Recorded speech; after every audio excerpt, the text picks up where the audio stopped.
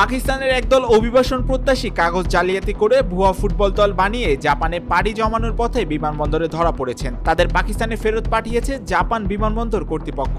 পাকিস্তানের তদন্ত সংস্থা ফেডারেল ইনভেস্টিগেশন এজেন্সির বরাত দিয়ে এই খবর দিয়েছে পাকিস্তানের শীর্ষস্থানীয় সব সংবাদ মাধ্যম। এফআইএ থেকে জানানো হয়, মানব পাচারের উদ্দেশ্যে ফুটবলকে ব্যবহার করতে চেয়েছিল চক্রটি। তারা জানায়, মানব পাচার চক্রের মূল হোতা মালিক ওয়াকাস গোল্ডেন ফুটবল ট্রায়াল নামে একটি ভুয়া ক্লাব নিবন্ধন করেছিল। জিজ্ঞাসাবাদে তিনি স্বীকার করেন, এর আগেও 2024 সালের জানুয়ারিতে একই পদ্ধতিতে 17 জনকে জাপানে পাঠানো হয়েছিল। এমনকি জাপান সফরের জন্য পাকিস্তান ফুটবল ফেডারেশনের নামে ভুয়া অনুমতিপত্র এবং পররাষ্ট্র মন্ত্রণালয়ের নামে নকল সরকারি আদেশও বানিয়ে নেয় সেই দল।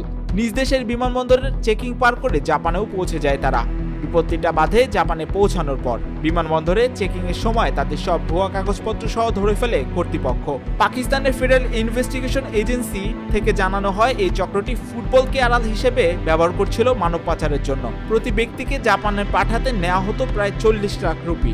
ধরা পড়া অভিবাসন প্রত্যাশীদের ফেরত পাঠানো হলেও পাকিস্তানে এখন তোলপাড় সৃষ্টি করেছে এই আলোচিত ঘটনা।